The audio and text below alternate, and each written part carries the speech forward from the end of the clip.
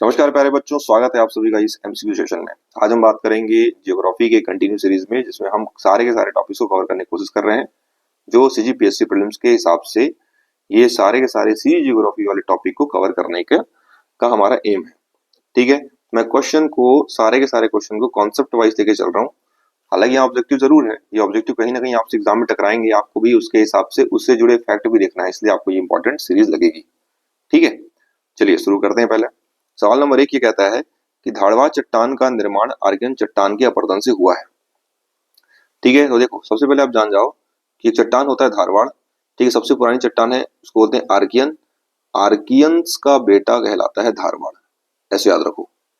और धारवाड़ का बेटा कहलाता है कड़प्पा, और कड़प्पा का बेटा कहलाता है विंध्यन। ये सीरीज आपको याद रखनी है। इसका कोड बनता है आधा कवि। ठीक है ना, इसको याद रखना, क्या रहेगा, आधा कवि। यहाँ देखो धारवाड़ चट्टान का निर्माण किससे हुआ है, आर्कियन चट्टान के अपरदन से हुआ है, एकदम करेक्ट है।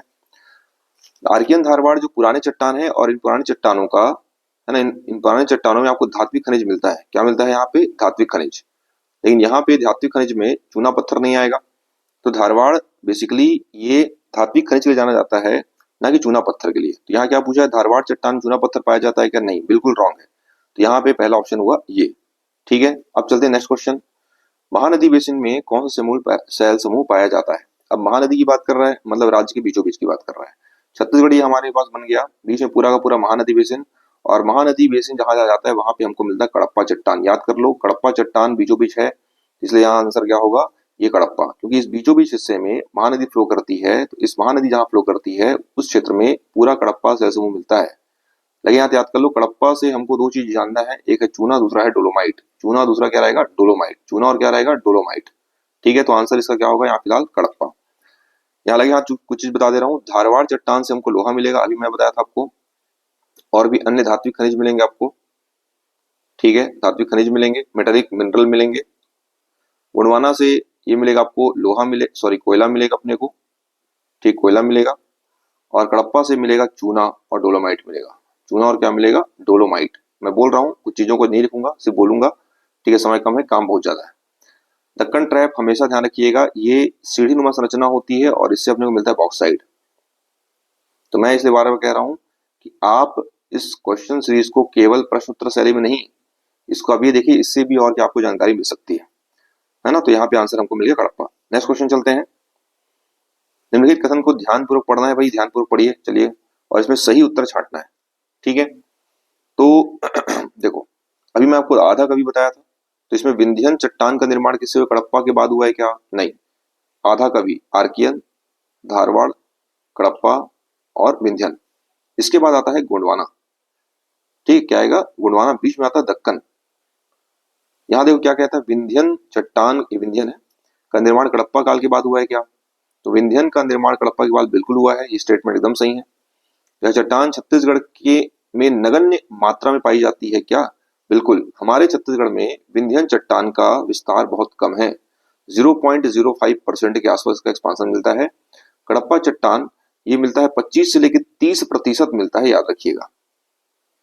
ठीक है, ये हुआ। तो इसके हिसाब से पहला स्टेटमेंट एकदम करेक्ट है, विंध्यन का निर्माण कड़प्पा के बाद हुआ है, ये क्रम याद रखिएगा, आधा कवि।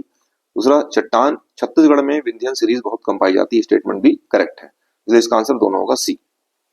नेक्स्ट क्वेश्चन, छत्तीसगढ़ में गोंडवाना चट्टान नहीं पाया जाता। ठीक है, तो देखो गोंडवाना की 3 श्रेणियां होती है, एक है ऊपरी गोंडवाना, एक है मध्य गोंडवाना और एक है निम्न गोंडवाना। ठीक है, तो ये जान लीजिए कि यहाँ पर क्या कहते हैं, गोंडवाना की 3 सीरीज होती है, ऊपरी, मध्य और निम्न। तो छत्तीसगढ़ के ऊपरी अंचल में, जो मैं पहले वीडियो में बताया हूँ कि जैसे आपका एमसीबी वाला हिस्सा हो गया, जैसे आपका कोरिया वाला हिस्सा हो गया, फिर सूरजपुर हो गया, फिर आपको सरगुजा हो गया, इन सारे क्षेत्रों में ये ऊपरी गोंडवाना सीरीज जाती है। हमारे छत्तीसगढ़ में मध्य नहीं पाया जाता है, और निम्न वाला जो है ना, ये जाता है कोरबा और रायगढ़ में जाता है। कोरबा और कहाँ जाता है, रायगढ़ में। अच्छा, एक बात ध्यान रखना, जो बच्चे नए नए हैं ध्यान रखेंगे, अगर मान लो पहले बार पढ़ रहे हैं तो उनको मैप क्लियर होना चाहिए। Without clear the map situation हम चीजों को ढंग से नहीं पढ़ पाएंगे, तो मैप क्लियर होना चाहिए। तो यहाँ बताइए, एक बात ध्यान रखना कि छत्तीसगढ़ में गोंडवाना का मध्य श्रेणी नहीं है, ये मध्य गोंडवाना हमको यहाँ पर नहीं मिलेगा, इसलिए आंसर 4 का क्या होगा, बी। धारवाड़ चट्टान की श्रेणी कड़प्पा काल के बाद की शैली है। शैल है। ठीक है, तो धारवाड़ चट्टान की खालिस्तान श्रेणी कडप्पा काल के बाद की शैली है, श्रेणी है, शैली नहीं है, ये श्रेणी है।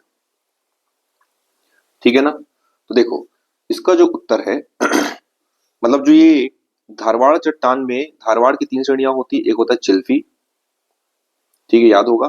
दूसरा है सोना खान, सोना खान, और तीसरा जो कहलाता है उसको हम बोलते हैं बैला टीला। ठीक है, तो धारवाड़ चट्टान की खालिस्तान श्रेणी कडप्पा काल के बाद की श्रेणी है। तो इसमें ध्यान रखिएगा, इसमें एक आंसर है, उसे कहते हैं नांदगांव। जो राजनांदगांव के पास जो हम लोग को जहां पर लोहा का निक्षेप मिलता है, जैसे कि नांदगांव के पास में नीचे मिलता है बोरिया टिप्पू हो गया। ठीक है, बोरिया टिप्पू जो हालांकि नांदगांव में नहीं है, है ना, वो नीचे आएगा मोहला मानपुर अंबागढ़ में आएगा। तो ऐसे एरिया नांदगांव श्रेणी का हिस्सा है। यहाँ पे आपको कहीं ना कहीं आयरन मिलता है। ये भी आयरन धारवाड़ श्रेणी के नाम से ही आयरन, धारवाड़ में तो हमको कहीं ना कहीं आयरन मिलता है। जैसे नांदगांव श्रेणी कडप्पा काल के बाद की श्रेणी है, इसको याद रखना है। ठीक है, आंसर इसका बी हो गया। प्राचीनता के आधार पर हमको सही क्रम में, अब वही फिर से वही है, आधा कवि, चलिए तान मारिए। ठीक है, आधा कवि, तो बस सिंपल क्वेश्चन रिपीटेड है। आर्कियंस मतलब 2 नंबर पहले 2 आएगा। ऐसे चीजों को आप सीधे सीधे आप लिख लो पहले रफ करके। ठीक है ना, ध से धारवाड़, का से कड़प्पा, फिर वी से विंध्यन, और फिर क्या होगा गोंडवाना। 2 1 4 5 3, 2 1 4 5 3 डी, 6 का डी आंसर है। साथ में चलते हैं यहाँ पर, देखो साथ में आप देखेंगे इसमें कोरबा बेसिन किसका भाग है। तो यहाँ पर क्वेश्चन नंबर, तो इसमें जो हम कोरबा बेसिन पढ़ते हैं ये छत्तीसगढ़ के मध्यवर्ती, छत्तीसगढ़ के बेसिन वाले हिस्से का भाग पड़ता है, बेसिन में स्थित है ना। और इसकी स्थिति कहाँ बनती है, देखो जैसे आप छत्तीसगढ़ को बीच से बीचों बीच देखते हो, तो बीचों बीच छत्तीसगढ़ में जो हमको मैदान मिलता है उसमें बिलासपुर से लेके रायगढ़ के बीच में, है ना, बिलासपुर से कहां तक बोलेंगे, रायगढ़, रायगढ़ के बीच में, बिलासपुर से रायगढ़ के बीच में आपको जो मैदान मिलता है ये बिलासपुर, और ये आपका रायगढ़, उसी बीच में हमको मिलता है कोरबा बेसिन। तो यहाँ पर तो न तो उच्च भूमि का हिस्सा है, ना ये उच्च भूमि का हिस्सा है, ना मैकल श्रेणी का हिस्सा, ये बीच का हिस्सा है। इसलिए इनमें से कोई नहीं। जब भी इनमें से कोई नहीं आता है उस समय आपको बहुत मजबूती से इस बात को ध्यान रखना है कि भाई आप मेथड ऑफ एलिमिनेशन लगाइए, माने कि उत्तर छांटने की कोशिश करिए। कोरबा में अब मैकल तो आएगा नहीं, मैकल नांदगांव चला गया, कोरबा इधर है। अब उत्तरी भूमि में आ सकता है, बट ध्यान रखना ये तो बेसिन का हिस्सा है, बेसिन तो बीचों बीच मिलता है, इसलिए इसका आंसर यहाँ पे इनमें से कोई नहीं होगा। ठीक है, पाट प्रदेश का विस्तार है कहाँ कहाँ, देखो जसपुर पाट प्रदेश 6208 किलोमीटर स्क्वायर, 4.59 परसेंटाइल कवर करता है, अपन जानते होंगे। और इसका जो विस्तार है 3 जिलों में है, आंशिक रूप से बलरामपुर में, ठीक है, वो भी सामरी कुसमी तहसील में। सामरी पाट आप पढ़ते हैं, सामरी पाट का लहसुन पाट ये आपने सुना है, इसी लहसुन पाट में है गौरा लाटा 1225 मीटर, राइट। जसपुर पाट का कंप्लीट माने पूरा जसपुर, और सरगुजा का कुछ आंशिक भाग जैसे कि मैन पाट, है ना, 1152 मीटर के साथ मैन पाट याद रखना है अपने को। मैन पाट छत्तीसगढ़ का तिब्बत के नाम से जाना जाता है। 1962 में यहाँ पे तिब्बती को बसाया गया। मैं शॉर्ट में और स्पीड में लिख रहा हूँ ताकि आप चीजों को सुन के सहेज सकें, ठीक है ना। ये है, तो इसमें देखो विस्तार देखो कहां पर है, तीनों में है, इसका आंसर क्या होगा डी। ठीक है, अब चलते हैं यहाँ पर अगला क्वेश्चन। अब देखिए यहाँ पर क्वेश्चन 9 क्या कहता है, कन्हार बेसिन राज्य के पूर्वी सीमांत क्षेत्र में स्थित है। कन्हार बेसिन राज्य के कहां पर, पूर्वी सीमांत। इसमें पूछ रहा है इनमें से कौन सा उत्तर सही है। दूसरा, कन्हार बेसिन राज्य के उत्तर सीमांत क्षेत्र में स्थित है। कन्हार बेसिन राज्य के उत्तर पूर्वी सीमांत क्षेत्र में स्थित है, ठीक है ना। तो यहाँ पर जब मैप आप बनाते हो तो मैप बनाते समय इस बात को क्लियर कट ध्यान रखेंगे, ये उत्तर है और ये आपका पूर्व है, और यहीं पर बहती कन्हार नदी, यहीं पर कौन सी बहती है, कन्हार नदी का फ्लो यहीं पर होता है कहीं ना कहीं। तो ये क्या कौन सा दिशा हो गया, उत्तर, और कौन सा हो गया, पूर्व। इसलिए आंसर क्या होगा, ये उत्तर पूर्वी सीमांत। सीमांत जहां पर अंत होती है उसे कहते हैं सीमांत। तो कन्हार बेसिन राज्य के उत्तर पूर्वी सीमांत क्षेत्र में बहती है, ना कि पूर्व में बहती है और ना ही उत्तर में बहती। कहाँ बहती, उत्तर पूर्वी सीमांत क्षेत्र में। ये आंसर क्या हो जाएगा इसका सी, ये कन्हार नदी है। तो कन्हार नदी जो है बकोना चोटी से निकलती है, बकोना चोटी, बकोना में गिधा धोंधी, ठीक है, गिधा धोंधी, और ये कहाँ पड़ता है, जसपुर के पंडरा पाठ से पड़ता है। हालांकि यहाँ पे स्पेस कम से आपको बता दूं, जसपुर के पंडरा पाठ के बखोना चोटी या गिदाधुंदी से निकलती कौन निकलती, कन्हार। इसकी लंबाई है 115 किलोमीटर, जो कि छत्तीसगढ़ और इधर झारखंड पड़ता है उसकी सीमा के बीच बहते हुए कन्हार बेसिन। और कन्हार बेसिन विशेष करके जब पूछा इसमें तो ध्यान रखिएगा, कन्हार बेसिन जब भी पूछा जाता है, कन्हार बेसिन का विस्तार कहाँ है, तो कन्हार बेसिन का विस्तार मिलता है बलरामपुर जिले में, और बलरामपुर के रामानुजगंज तहसील में इसका विस्तार है। इसलिए इसका आंसर क्या होगा, ये तीसरा। ठीक है, पाठ को कितने उप विभाग में विभाजित किया गया है, ठीक है ना, ध्यान रखना। पाठ को हमने कितने भाग में बांटा है, कितने सब डिवीजन है इसके, 3 सब डिवीजन है। जैसे एक जसपुर पाठ, ऊंच पाठ है, फिर नीचा पाठ है, और एक पश्चिम पाठ है। ठीक है, ऐसा करके ऊंच पाठ में कौन सा मिलेगा अपने को, जमीर पाठ। फिर हमको मिलता है यहाँ पर, उसे कहते हैं सामरी पाठ, ये ऊंच पाठ है। नीच पाठ में हमको मिलता है जसपुर पाठ, और पश्चिम पाठ में मिलता है जारंग पाठ, और एक मिलेगा कौन सा, मैन पाठ। तो ऐसा करके आप इसको बांट सकते हैं, पश्चिम पाठ में जारंग पाठ, ठीक है, 11:45, मैन पाठ 11:52, सामरी पाठ में अभी अभी बताया हूं 12:25, जमीर पाठ को हम कहते हैं बॉक्साइट की राजधानी कहते हैं। इसकी बॉक्साइट, इस पूरे पार्ट एरिया में बॉक्साइट ही मिलता है। क्या मिलेगा अपने को, बॉक्साइट। ठीक है, जसपुर पार्ट को यहाँ पर हमको बहुत सारी, जसपुर पार्ट सबसे बड़ा पार्ट है, इन पार्टों में सबसे बड़ा पार्ट कौन सा है, जसपुर पार्ट है। इसलिए यहाँ पे 3 भाग मैंने बता दिया, नीच पार्ट है, दूसरा है ऊंच पार्ट है, फिर क्या आपका पश्चिम पार्ट है। ये आप पहले से पढ़ के बैठे हैं तो आपको बिल्कुल ही समझ में आएगा, और नहीं तो फिर मैप में आप यहाँ पर समझिए। ये इस हिस्से की बात करूं, ये हिस्सा यहाँ पे इसको हमने 3 भाग में डिवाइड कर दिया है। ये जसपुर पार्ट, ये आपका ऊपर वाला हिस्सा, और ये आपका ये पश्चिम वाला हिस्सा। राज्य का सबसे ऊंचा भाग कहाँ पर है, तो देखो ये पाट प्रदेश है, ठीक है ना। तो यही पे अभी अभी हम चर्चा कर रहे हैं कि जो लहसुन पाट है, सामरी पाट का हिस्सा, लहसुन पाट जो किसका हिस्सा रहेगा, सामरी पाट का हिस्सा है। सामरी पाट में ही 1225 मीटर, मेरे साथ साथ चलेंगे, ठीक है ना, जिन प्रश्नों में डील कर रहा हूँ उन्हीं को ध्यान रखिएगा। तो 11 का डी।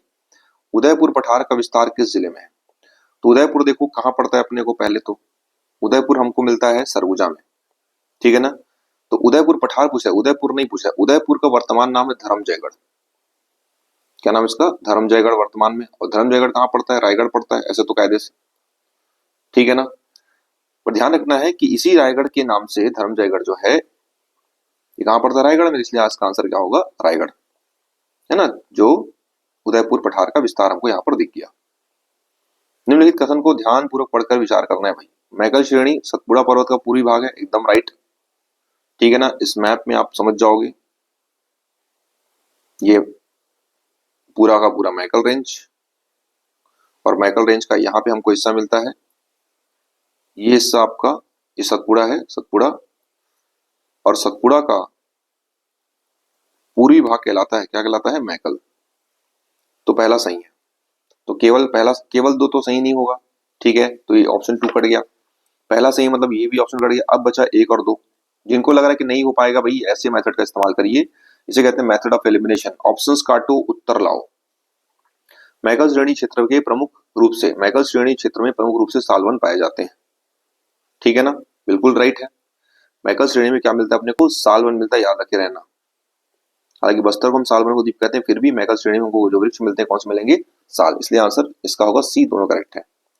बस्तर के पठार को ध्यान रखना, बस्तर का पूरा पठार लोहा मिलता है, आयरन मिलता है, और जहां आयरन मिलता है वहां पर कठोर चट्टानें होती हैं, या तो आर्कियन होगा या तो धारवाड़ होगा, आर्कियन होगा या तो क्या होगा, धारवाड़, ठीक है ना। तो यहाँ पर इसी आर्कियन धारवाड़, यहाँ तो दिया धारवाड़ दिया, अब क्या किया जाए। लेकिन मुख्यतः बस्तर का जो पठार है, मैंने हम देखें यार बस्तर को नीचे इस प्रकार से, तो इस पठार वाले क्षेत्र में, इधर वाले हिस्से में हमको खास करके मिलता है ग्रेनाइट, बस्तर नीचे वाला हिस्सा। तो इस ग्रेनाइट पत्थर से, ग्रेनाइट क्या है, ग्रेनाइट पत्थर क्या है, ग्रेनाइट कहीं ना कहीं, देखो सरफेस यहाँ पर है, यहाँ नीचे भी गर्म लावा है, मैं हर क्लास में डिस्कस भी करता हूँ। तो यहाँ पे आपको लावा मिलता है, लावा क्या है, जब बाहर निकलने की कोशिश करेगा तो सभी लावा बाहर तो निकल नहीं पाएगा, कुछ लावा सरफेस के नीचे रह जाएगा और ऐसे जाके जम जाएगा, और कुछ लावा सरफेस के बाहर चला जाएगा। ठीक है ना, इस प्रकार से। जो सरफेस के ऊपर जाके जम गया इसको बोलते हैं हम लोग, क्या बोलते हैं, बेसाल्ट। और जो नीचे आ गया उसको बोलते हैं हम लोग, क्या बोलते हैं, ये जो हरे रंग का है उसको बोलते हैं ग्रेनाइट। ये भी कठोर स्ट्रक्चर है। तो कठोर स्ट्रक्चर है तो कठोर संरचना मिलेगी। बैराडीला में हमको आयरन मिलेगा यार, पूरा पठार इस चट्टान से बना है इसलिए उच्चावच है। माने ग्रेनाइट कठोर है तो सतह भी क्या होगी, कठोर होगी, समतल नहीं होगी, ये उच्चावच है इसलिए पठार है।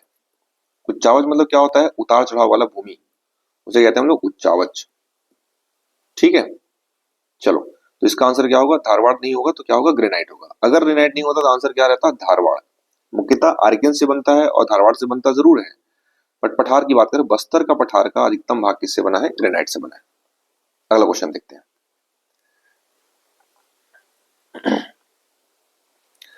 तो जो अगला क्वेश्चन यहाँ पे दिख रहा है, कौन सा पर्वत छत्तीसगढ़, कौन से पर्वत है ना, निम्न में से कौन से पर्वत से छत्तीसगढ़ घिरा हुआ नहीं है। तो देखते हैं यहाँ पर, एक महेंद्रगिरी कहाँ पड़ता है, उड़ीसा में। सियावा हमारे छत्तीसगढ़ के धमतरी में, जहाँ के परसगांव गणेश घाट से निकलती है, परसिया गणेश घाट से निकलती है कौन, महानदी। रामगिरी, और एक कौन सा है, मैकल। ठीक है ना, तो इसमें मैकल, रामगिरी तो हमारे छत्तीसगढ़ में रामगढ़ करके है, रामगढ़। मैकल तो आपने देखा ही है, कवर्धा का हिस्सा है कहीं ना कहीं, इससे तो घिरा हुआ है। क्या पूछे, घिरा हुआ नहीं है, तो महेंद्रगिरी तो उड़ीसा में, तो कहां से रहेगा, आंसर डी है। तो अब देखो अगला क्वेश्चन देखते हैं, ध्यानपूर्वक पढ़ना है, सही उत्तर चुनना है। चंवर ढाल पर्वतों की एक श्रृंखला है।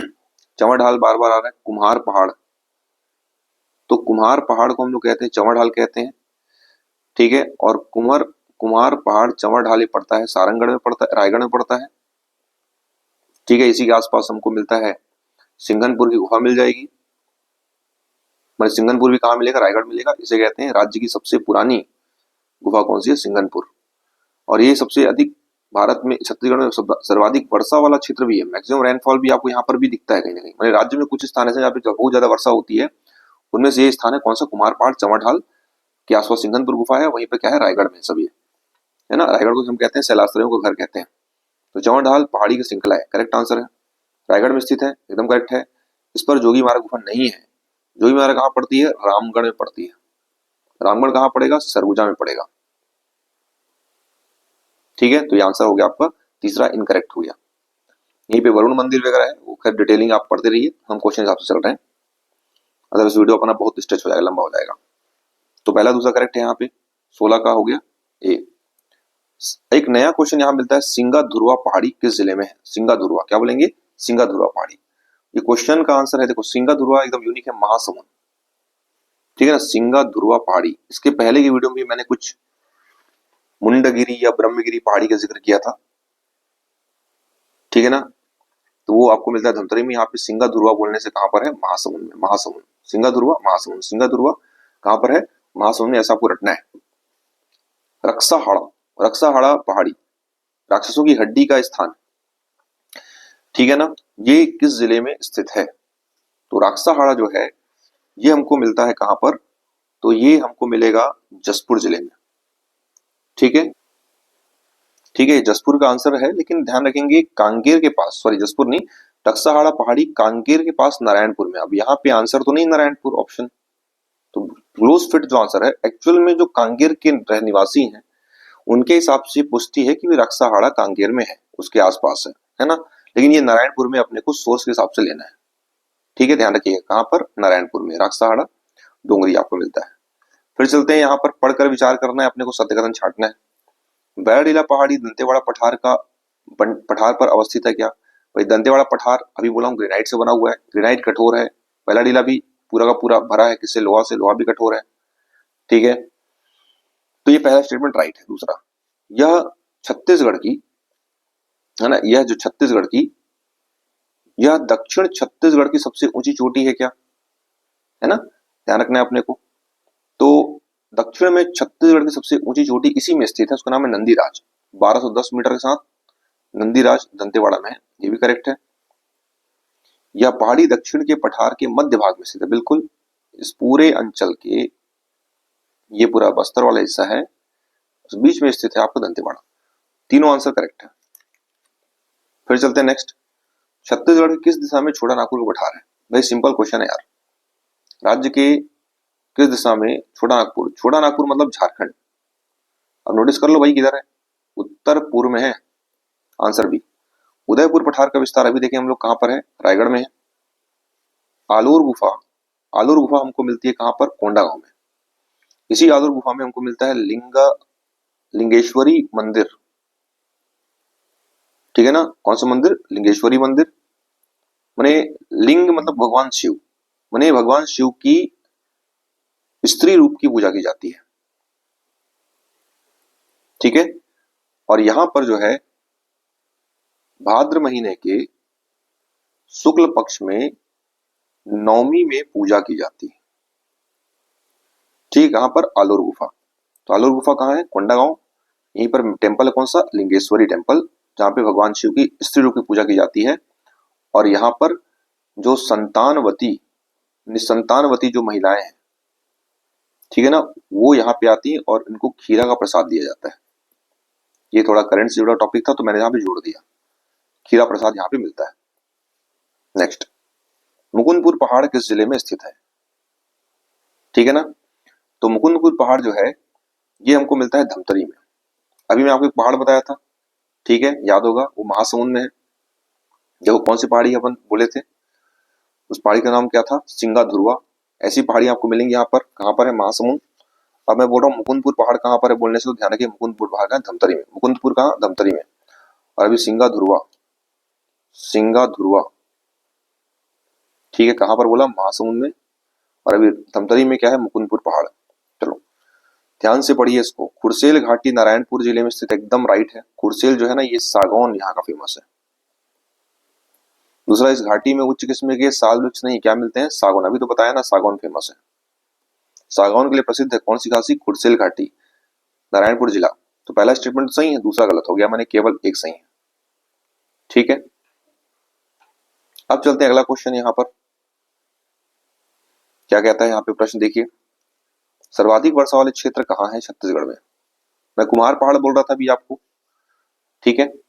तो कुम्हार पहाड़ में यहाँ पर देखो, रायगढ़ बेसिन में वही पड़ता है। रायगढ़ बेसिन में क्या पड़ेगा?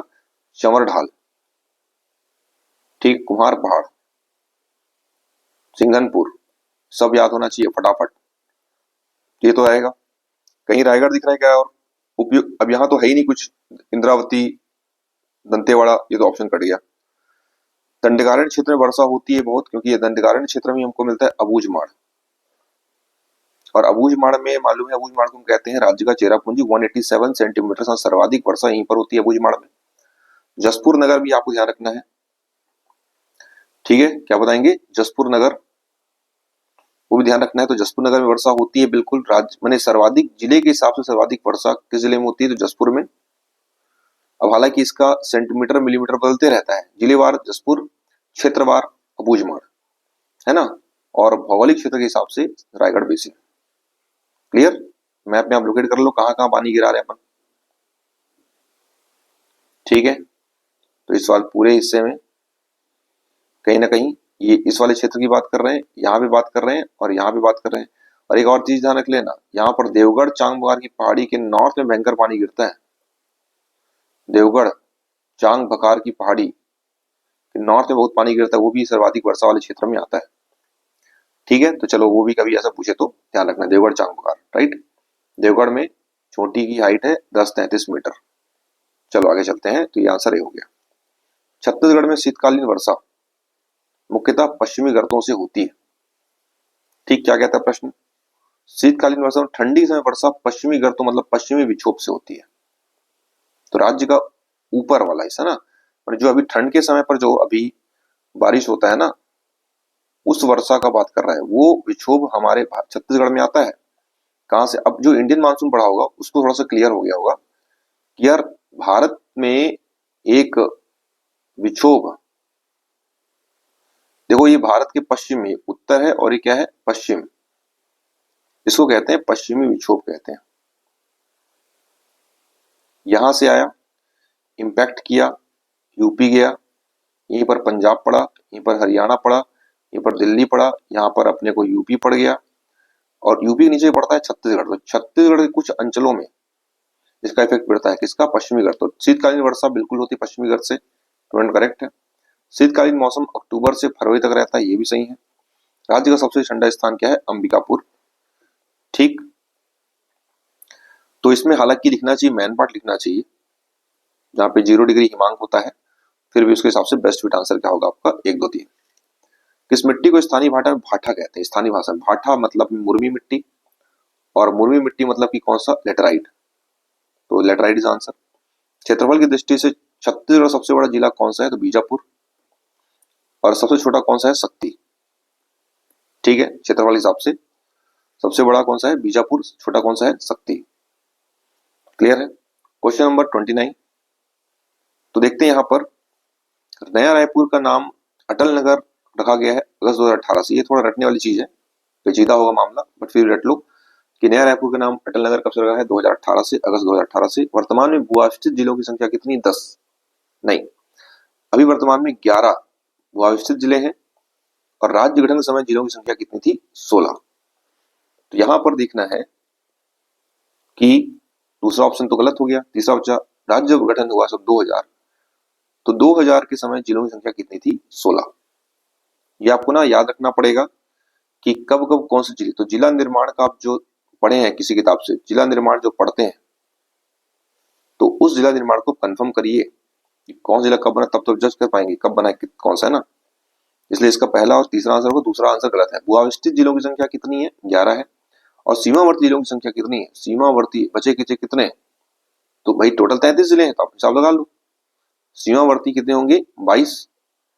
और यहाँ पर जो क्या कहते हैं आपके भूआवस्थित कितने हैं? 11।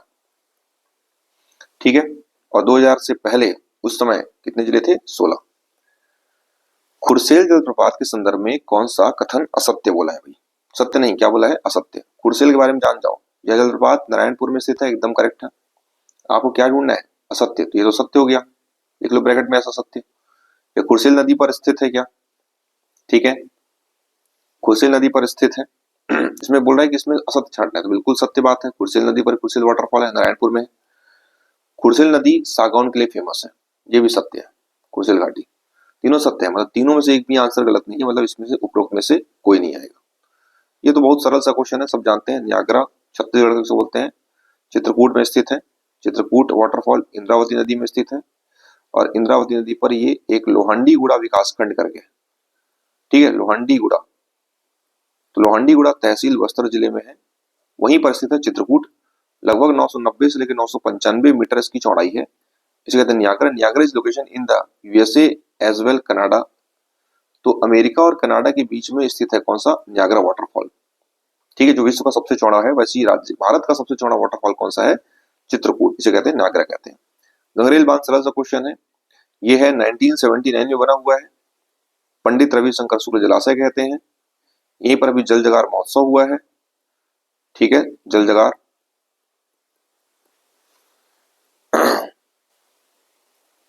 ठीक है, और जल जगार महोत्सव यहाँ पर हुआ है। ये करंट का क्वेश्चन आएगा, उसको पढ़िए फटाफट से करंट से। और ये किस नदी पर है? ध्यान रखना, ये महानदी पर स्थित है, धमतरी जिले में। ठीक है ना, धमतरी जिले में है। 1979 में रविशंकर शुक्ल के नाम से है। ये जल जगार महोत्सव है, करंट में सुनिएगा। और यहीं पर फुटहा बांध या फुटहा जलाशय करके, जिसको हम रामसर साइट में शामिल करने के संबंध में चर्चा की है, आर्द्र भूमि। ठीक है, नेक्स्ट क्वेश्चन चलते हैं।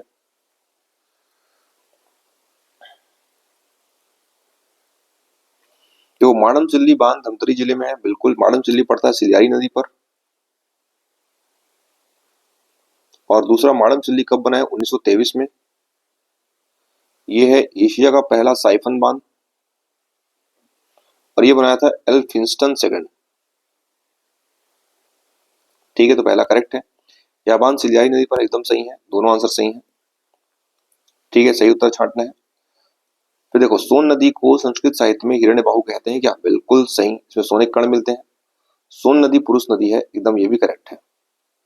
ठीक है ना, नदी प्राय स्त्रीलिंग होती है, बट यहाँ पर सोन नदी कैसी नदी है? पुरुष नदी है, तो दोनों क्या है? करेक्ट है। पहले सोन जो है गंगा, सोन नर्मदा, जैसे छत्तीसगढ़ के हिसाब से यहाँ पर देखो, यहाँ पर हमको मिलता है अमरकंटक, यहाँ से निकलती सोन ऐसे करके ऊपर जाएगी और यहाँ चली जाती है नर्मदा। ठीक, यहाँ पे हमको मिलता है एक माउंटेन, उसका नाम विंध्याचल। क्या रहेगा? विंध्याचल। और यहाँ एक माउंटेन मिलता है, उसका नाम क्या पड़ता है? सतपुड़ा। ठीक है, तो सोन नदी पहले इधर जाया करती थी नर्मदा के साथ साथ, बट अचानक से इसका आकर्षण बढ़ गया गंगा नदी की ओर, तो गंगा में जाके मिल गई कौन? सोन। तो सोन पुरुष है और गंगा क्या है? महिला है। नर्मदा भी क्या है? महिला है, माता का रूप देते हैं, बट सोन ध्यान रखना ये पुरुष नदी है। तो पहला दूसरा दोनों सही है। कौन सी नदी मलेवा डोंगर से निकलती है? कहां से निकलती है? मलेवा डोंगर। ठीक है ना?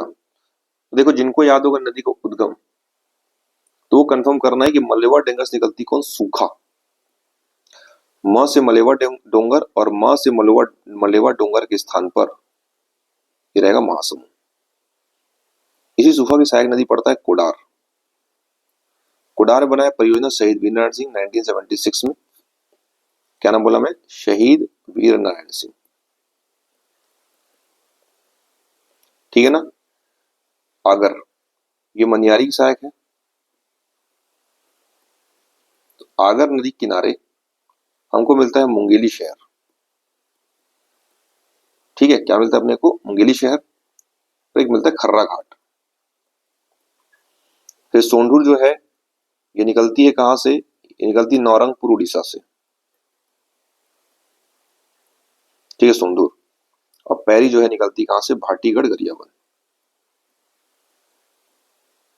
ये कुछ मैंने ब्रीफ कर दिया, आप बिल्कुल अगर पढ़े तो रिवाइज कर लीजिएगा। तो आंसर यहाँ बोले मलेवा डोंगर से निकलती कौन? सूखा। सूखा महानदी की सहायक नदी है। सूखा की सहायक नदी कौन सी है? कोडार। चलो फिर चलते हैं नेक्स्ट, बनास नदी। बनास और गोपत, तो ये देखो देवगढ़ पहाड़ी के पश्चिम भाग से निकलती है। तो बनास नदी का उद्गम क्या है? मांझ टोली की पहाड़ी। मांझ टोली डिस्ट्रिक्ट का नाम है एमसीबी। ठीक है ना? Question number 36। तो यहां पर देवगढ़ पहाड़ी के पश्चिम भाग में स्थित ही है मांझ टोली, तो वहीं से निकलती कौन? बनास।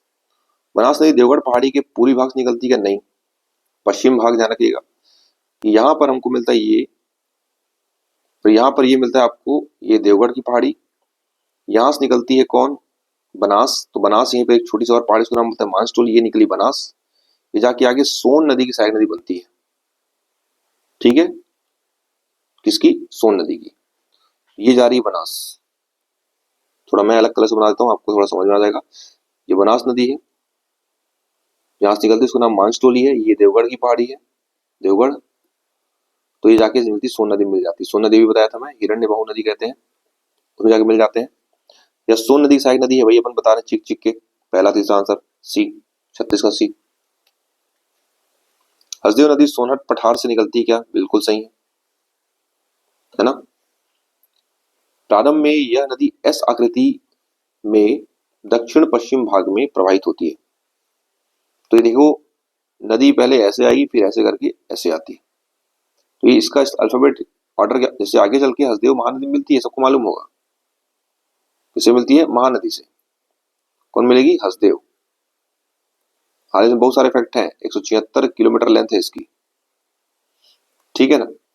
तो ये आगे मिलती है, महानदी मिलती है, बट शुरू में आती है सोनहट से आती है।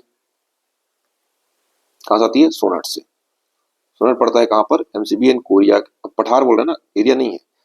तो एमसीबी और कोरिया के बीच में पूरा पठार फैला सोनहट का। देखो, अहिरन इसकी सहायक नदी है क्या? बिल्कुल। अहिरन किनारे पड़ता है अपने को कटघोरा। कटघोरा और एक रहता है छुरी। हम कहते हैं अहिरन को जटा संकरी। ठीक है ना? तो ये हुआ। तो पहला सही है, दूसरा सही है और तीसरा सही है, डी आंसर। दंडकारण्य के उत्तरी भाग में प्रवेश, दंडकारण्य के उत्तरी भाग में प्रवेश द्वार के रूप में कांकेर बेसिन है क्या? कांकेर बेसिन किसको कहते हैं? देखो, ये मैंने बनाया साउथ वाला हिस्सा, और यहां पर हमको नदी बनानी है। कौन सी नदी? एक नदी है, उसका नाम पड़ता है, उस नदी का नाम पड़ता है महानदी, ऊपर जाती है, और नीचे जाती है कोटरी, इसका नाम है कोटरी, इसका नाम है क्या है, महानदी। इनके बीच वाला हिस्सा कहलाता है कौन सा, कांकेर बेसिन। पहला चीज ये जान लो, ठीक है ना। तो इसमें बोला असत्य छांटना है, तो ये वही है दंडकारण्य की उत्तरी भाग, ये दंडकारण्य पूरा, ये पूरा दंडकारण्य, इसका उत्तरी भाग ये है, प्रवेश द्वार के रूप में कांकेर बेसिन राइट है। इस बेसिन में कोटरी और उसकी सहायक नदी प्रवाहित होती है। हाँ, कोटरी प्रवाहित हो रही है, स्टेटमेंट सही है। इसकी औसत ऊंचाई 150 से कितना है, 300 मीटर है, ठीक है ना। तो इसमें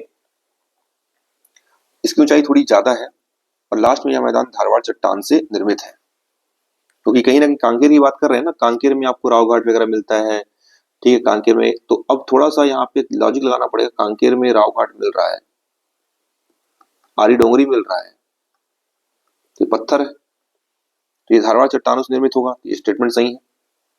तो इसमें यही बस गलत दिख रहा है, ठीक है। इसका हाइट 300 नहीं, 600 मीटर के आसपास इसकी एवरेज हाइट है।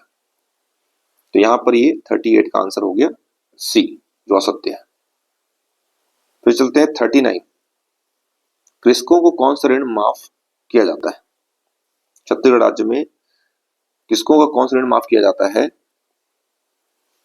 तो ऋण याद रखना है कौन सा, अल्पकालिक ऋण माफ किया जाता है किसानों का, ठीक है। कौन सा ऋण माफ करते हैं, अल्पकालिक ऋण। फिर अपन चलते हैं यहाँ पे, छत्तीसगढ़ के कितने प्रतिशत भाग में सागौन वन है। देखो, साल, एक होता है मिश्रित, दूसरा होगा साल, और तीसरा क्या होगा, सागौन। तो 43-53% मिश्रित वन है, 40-56% क्या है, साल है, और 9.42% क्या है, सागौन है। क्या पूछा है, सागौन। तो 9.42% क्या रहेगा, आपको सागौन मिलता है, तो 40 का हो गया डी। ध्यान पूर्वक पढ़िए, वन वृत्त की संख्या कितनी है, 6। ध्यान रखना, संभाग हमारे पास कितने हैं, 5। वन वृत्त कितने हैं, 5+1, तो कितने हो जाएंगे, 6। तो इस पूरे मैप में अगर आप वन वृत्त देखेंगे, तो पहला है जगदलपुर वन वृत्त, बस्तर नहीं है। दूसरा मिलता है कांकेर वन वृत्त, तीसरा दुर्ग वन वृत्त, फिर रायपुर वन वृत्त, बिलासपुर, और क्या रहेगा, सरगुजा। सरगुजा, बिलासपुर, दुर्ग, रायपुर, कांकेर, और क्या नाम है, जगदलपुर। बस्तर नहीं ना, बस्तर नहीं, बस्तर नहीं बोल रहा हूँ, जगदलपुर। इनमें सबसे बड़ा वन वृत्त कौन सा है, बिलासपुर, ठीक है। लगभग 13,000 समथिंग, मुझे एग्जैक्ट फिगर याद नहीं, आपको याद भी करना तो बिल्कुल कोलिस्ट चाहिए, आपको वहां पर मिलेंगी चीजें। तो दोनों स्टेटमेंट क्या है इसमें, करेक्ट है। इंद्रावती उद्यान किस जिले में है, ये तो ऑब्वियस सी बात है, बीजापुर में, बट इसका एक्सपांशन थोड़ा सा नारायणपुर में भी आता है। इंद्रावती कब बना है, 1978, और इंद्रावती जो है इसका है 1258 किलोमीटर स्क्वायर, ठीक है। राज्य का सबसे पहला नेशनल पार्क है, क्लियर है, इसको याद रखना है। बाकी फैक्ट एंड फिगर्स स्टैटिक वाले पार्ट से, तो ये बीजापुर में प्लस नारायणपुर में थोड़ा सा विस्तृत है। फिर चलिए, भैरमगढ़ अभ्यारण्य बीजापुर में है, एकदम करेक्ट है, भैरमगढ़ तहसील में। यह अभ्यारण्य की स्थापना 1983 में हुई थी, स्टेटमेंट भी सही है, ठीक है। तो यहां पर दोनों करेक्ट है। टाइगर रिजर्व कितने हैं अभी वर्तमान में, 4, ठीक है ना। छत्तीसगढ़ में कितने टाइगर रिजर्व हैं, 4। उन सारे के सारे टाइगर रिजर्व को आपको ध्यान से याद रखना है भाई, एग्जाम में भी आएगा, अभी टाइगर रिजर्व की बात कर ही रहे थे।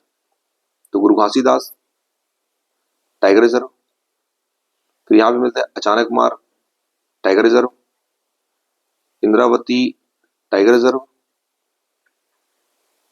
और उदयंती प्लस सीता नदी टाइगर रिजर्व,